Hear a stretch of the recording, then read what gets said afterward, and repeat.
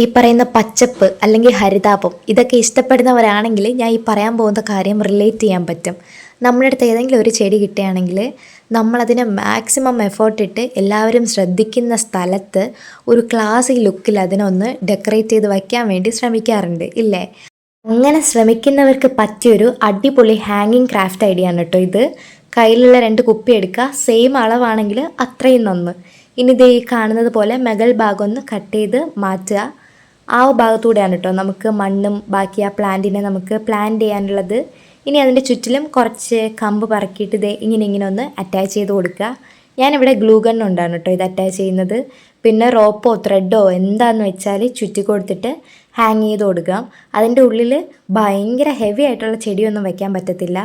ഈ money plant അതുപോലത്തെ കുഞ്ഞു കുഞ്ഞു പ്ലാന്റ്സ് ഒക്കെ വെച്ച് കൊടുക്കാം കേട്ടോ. സംഭവം വർക്കിംഗ് ആണെങ്കിൽ ഒരു like and comment. Okay, thank you.